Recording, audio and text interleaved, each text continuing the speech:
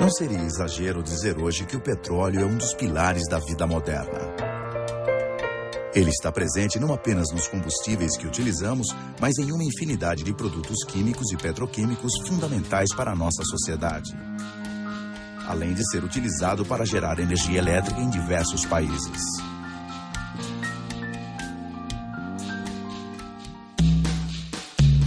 Mas como o petróleo é extraído?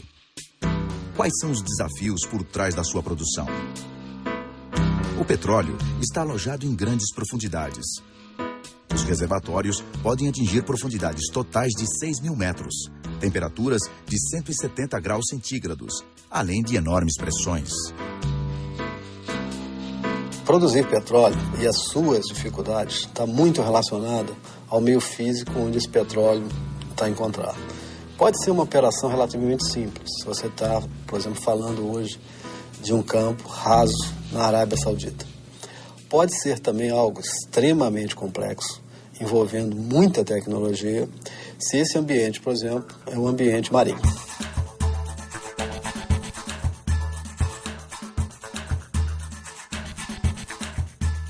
Se você está trabalhando no mar, tem toda uma área extremamente sofisticada.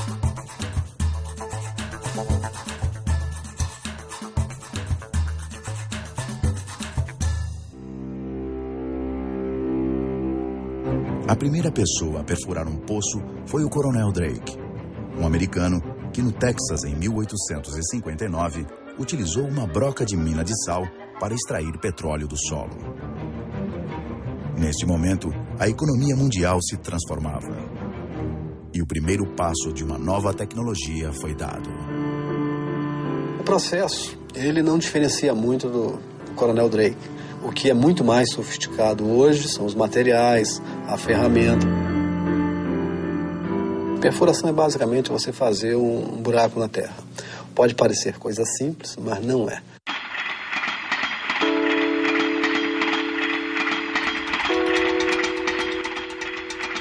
Isso aqui é uma unidade, de perfuração de petróleo, onde nós perfuramos poços para se colocar em produção. Essa sonda aqui nós perfuramos em torno de 1.200 metros. A nossa ferramenta de perfuração, ela é composta pela broca na extremidade da coluna.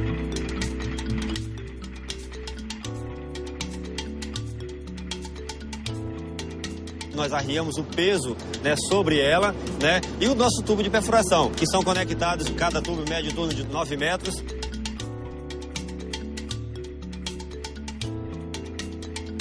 Nós temos os plataformistas que utilizam aquelas chaves flutuantes para quebrar o torque e em seguida emendarmos no tubo que já estava no poço.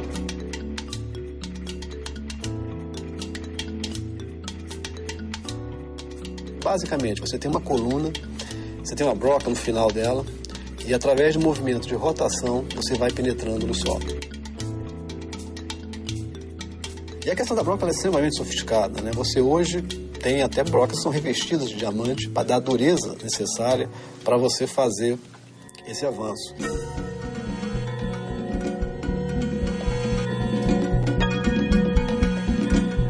Nós convivemos com acidentes frequentes e nós achávamos que tinha uma maneira de trabalhar mais segura, Então, de uns 6 anos para cá, a Petrobras começou a buscar no mercado alternativas que viessem a mudar um pouco essa realidade. E nós investimos não só na compra de novos equipamentos, como na compra de equipamento totalmente automatizado. Uma sonda que afasta o operador da atividade mais arriscada, que é o manuseio direto dos elementos que compõem a coluna de perfuração, que são a causa básica da maior parte dos acidentes.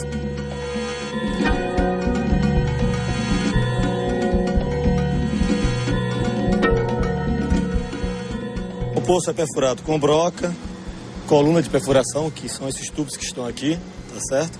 E para garantir a estabilidade, já que a rocha acabou de ser perfurada, nós vamos revestir o poço todo com aquela coluna de aço que está ali, que são os tubos de revestimento. Para que a gente consiga revestir esse poço, nós usamos vários tubos com 12 a 13 metros de comprimento, e eles são enroscados, né?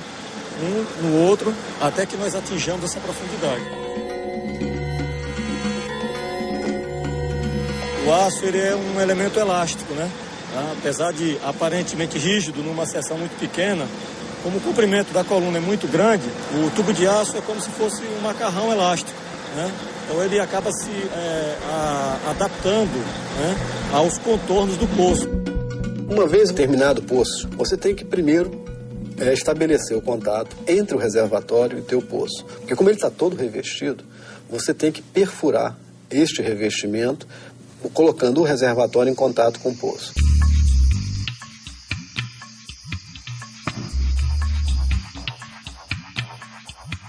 Então isso é toda uma tecnologia até de balística, né, onde você desce uma coluna e faz através do que nós chamamos de canhonear, através de projéteis, como se fossem balas mesmo, você estabelece esse contato.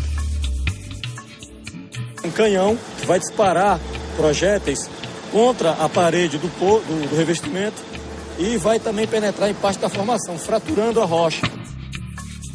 Uma vez terminado, o poço vai ser equipado para a produção. Nós temos aí o que nós chamamos de cabeça de poço, onde é instalado a árvore de Natal.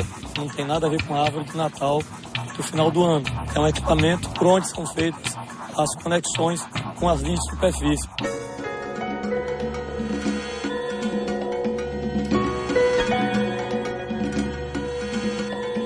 Um equipamento que permite controlar o fluxo desse petróleo, tá? Você pode fechar ou abrir este poço, como você pode também controlar a sua vazão.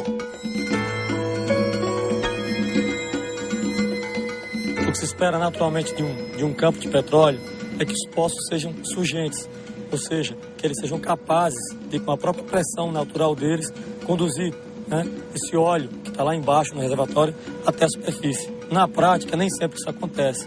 Nós somos obrigados a usar alternativas secundárias.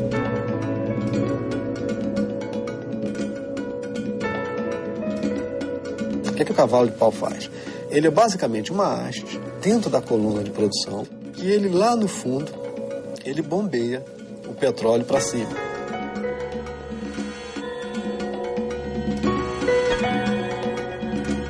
Como se fosse uma bomba de encher pneu de câmara de ar. Você admite água no nosso caso. Essa água depois é comprimida e o óleo vem para a superfície. E você vai, de maneira cíclica, produzindo esse petróleo.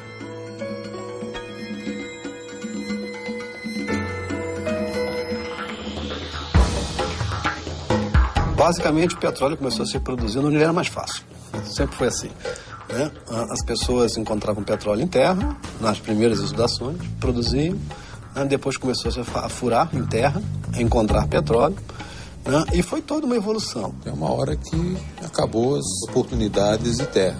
Então, o mundo todo começou a procurar em profundidades maiores. Porque toda aquela tecnologia que você tem em terra, como é que o homem fez para levá-la para o mar? A primeira forma foi muito simples. Ele criou um pier. Em cima desse pier, ele fazia exatamente o que ele fazia em terra. Problema, começou a ficar cada vez mais distante. O que você tinha feito é romper o elo entre terra e mar. É como se estivesse cortando o pier.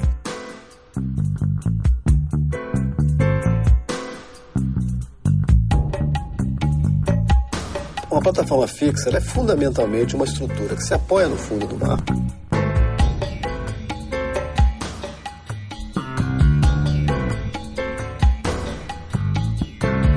Que nós chamamos, né, de GCAP, mas é basicamente você criar uma estrutura, tá? Uma plataforma que você conseguisse colocar ela, os seus pés, no mar, tá? E você conseguia reproduzir como se fosse um pier móvel.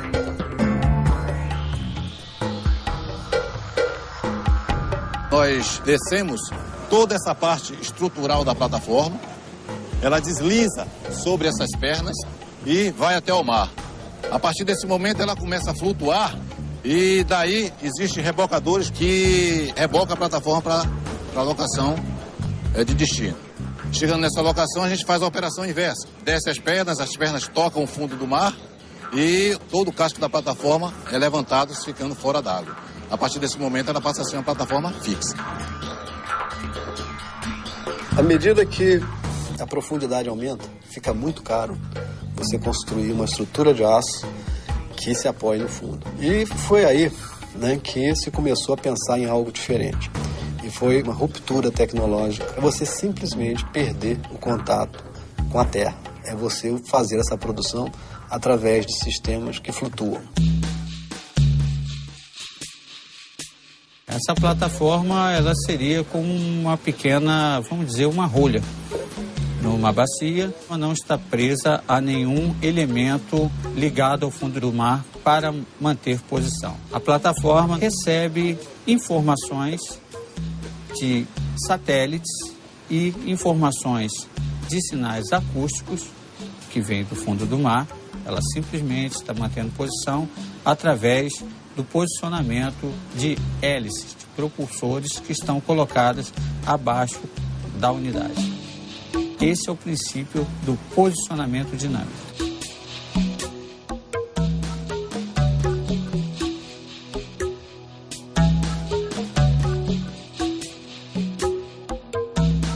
Essa unidade aqui, ela é um FPSO. Ela é um navio, né, onde a gente produz o petróleo, processa o petróleo, armazena o petróleo e transfere o petróleo para um outro navio que chamamos de aliviador.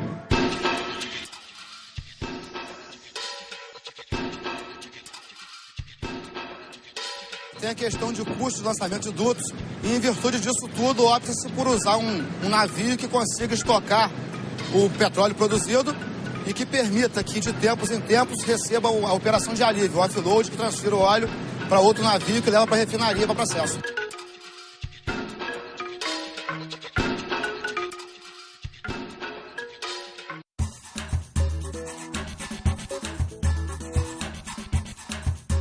A tecnologia hoje, moderna, de você fazer um projeto de uma plataforma, é você enxergar as três dimensões. Um sistema de imagem, né, um ambiente de realidade virtual.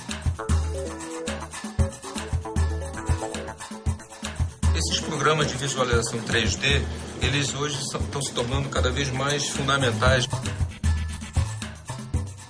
O grande lance dessa visualização é você já antever como vai ficar, né, a disposição dos equipamentos que você está concebendo para ser instalado numa plataforma, né? Nesse caso aqui, a gente acabou de descer, tendo uma descida da torre de perfuração desse projeto. A gente está agora tendo uma visão do convés com os equipamentos de perfuração. E então a gente consegue visualizar todas as possíveis interferências. O projetista, ele consegue, como se fosse num videogame, reproduzir exatamente as condições que alguém que vai operar aquela plataforma vai vivenciar no seu dia a dia.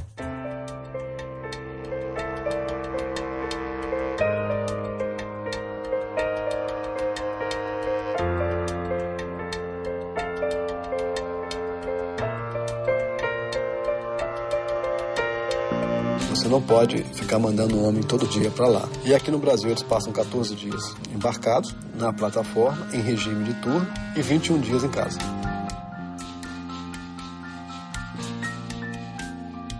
Trabalhar numa plataforma é, na realidade, um desafio muito grande para a gente, né? Que a gente fica isolado, né, de um outro mundo que tem lá fora.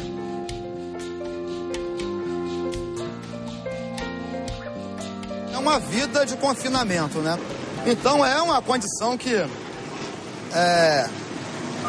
não é normal, mas é bom, a folga é boa, você na folga consegue, né, ficar perto dos familiares.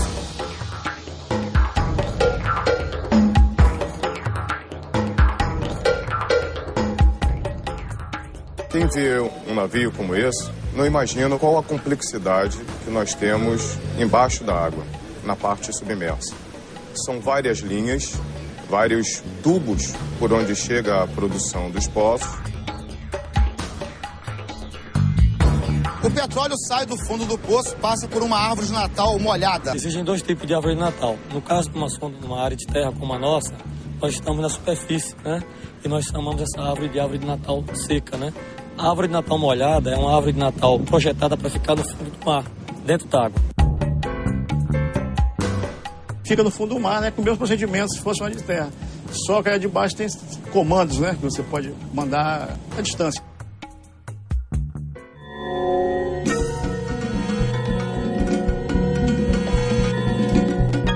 O trabalho do mergulhador, né, não difere muito do trabalho de um operador em terra.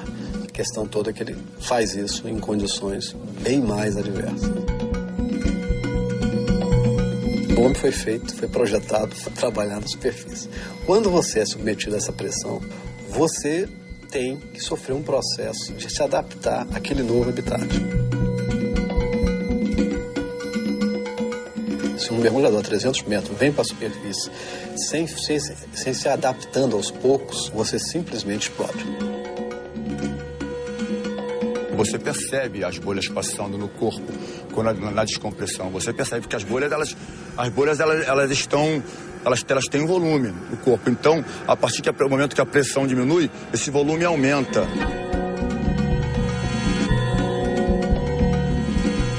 No mergulho raso, você mergulha e faz uma descompressão e está na superfície de novo. Mergulho saturado. Você mergulha e fica na profundidade, vai a 200 metros. Você fica vivendo a 200 metros durante 28 dias. Fomos acionados para saturar. Saiu a profundidade? Informação? Sim. Nós estamos indo trabalhar a 256 metros de profundidade. Vamos ter o nível de vida 246. E vocês vão ficar na câmara 1. Aqui você tem o controle de saturação, tá? Controle de saturação desse navio. Aqui é mantido os parâmetros de vida das pessoas que estão aí saturados. Às vezes nós temos até 14 pessoas saturadas, né? Então é monitorado 24 horas, tá? Existe um controle muito grande sobre esses parâmetros dos gases, né? Para que você não tenha uma contaminação, para que você tenha uma umidade correta. As câmaras são vasos de pressão, no qual o mergulhador, né, vai ficar ali dentro e vai se diminuindo a pressão bem lentamente. O equipamento de grandes profundidades, o sino fechado, ele seria como um elevador, que te mantém uma mesma pressão que tu está na câmara, né, numa linha de vida. Aí tu vai passar para este equipamento que vai te levar até o local do trabalho.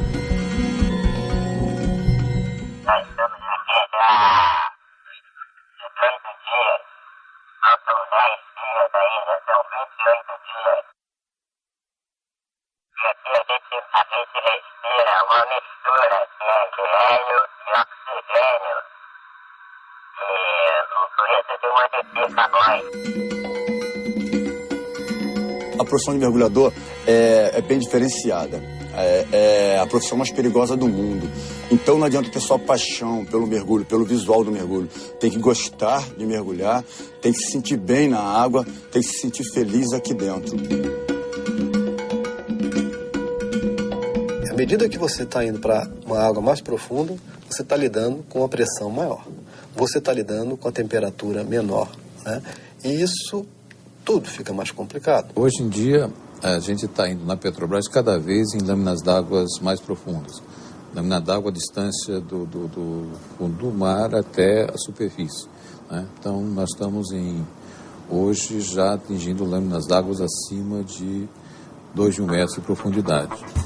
Então, você vê, são 3 Cristo Redentor de profundidade para se atingir. Então, isso vai uma broca até o fundo do mar e depois você ainda tem mais 2.000, 3.000 metros de sedimentos até achar o petróleo. Hoje em dia, você indo para profundidades maiores, não tem mais condição do mergulhador operar. Então, a gente tem o ROV, Remote Operated Vehicle.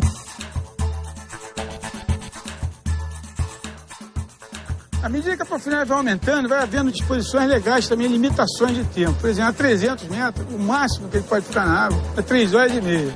Então, quer dizer, a partir dessa faixa, vai ficar tão pouco tempo, é tão caro manter ele lá, que tem que começar outras tecnologias, no caso o ROV. O homem já fica inviável comercialmente. Tem 2 manipuladores, entendeu? Esses manipuladores são braços, né, com garra na ponta. E nesses braços vocês podem instalar várias ferramentas de acordo com o tipo de trabalho que ele vai fazer. Nós temos aqui instalado um manipulador de 7 funções, que é aquele que está ali. Eles estão instalados na frente dos veículos de operação. Então, aqui vocês podem ver o mestre, que a gente chama. Esse mestre, ao ser manipulado, ele envia um sinal para o escravo que está lá embaixo na situação de intervenção. Então o homem fica preservado no navio, na plataforma, onde ele estiver.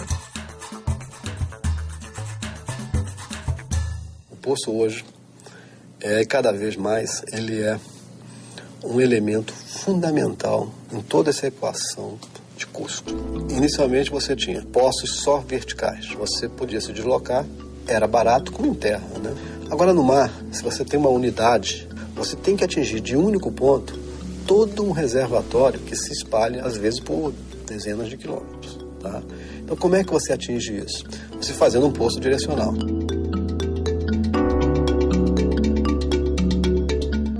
Uma sonda, ela está perfurando no campo, no mar, e você está recebendo essas informações via rede de computadores.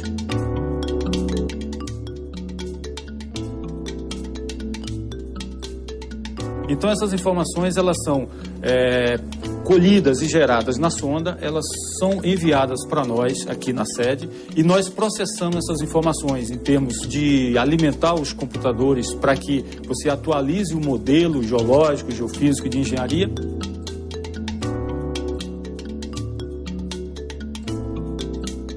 A sala de visualização, ela tem o recurso da visualização tridimensional. Trabalhar com tecnologias novas, né, sem dúvida nenhuma, que estimula e excita todo mundo.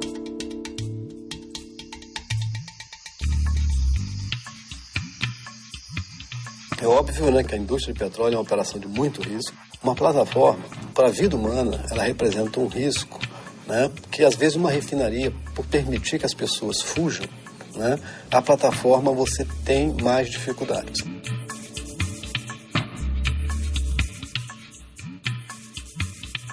A Petrobras hoje estabelece padrões para tudo, criamos um grande programa, né? E principalmente, né, o fator principal é o fator humano. É você trabalhar a cultura, trabalhar a postura das pessoas. Segurança para nós é um valor, tá? Você não faz nada sem segurança.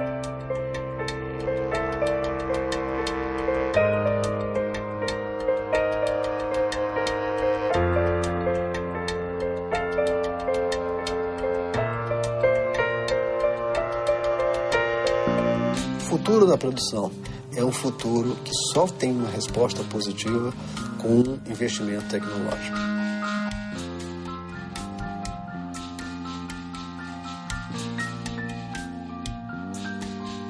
Explorar petróleo é uma atividade assim desafiadora.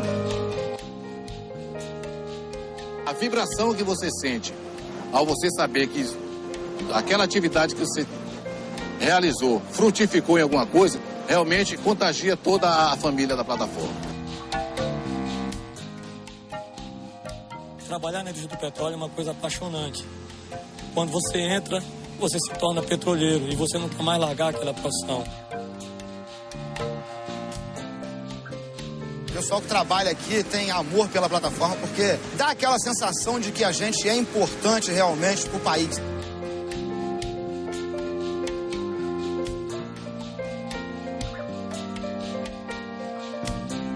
Não existe ninguém que conheça mais esse planeta, a Terra, do que a indústria de petróleo. Sabe? Sejam os seus geólogos, os seus geofísicos, as pessoas que lidam com a natureza. Porque o petróleo, ele é basicamente uma relação do homem com a natureza.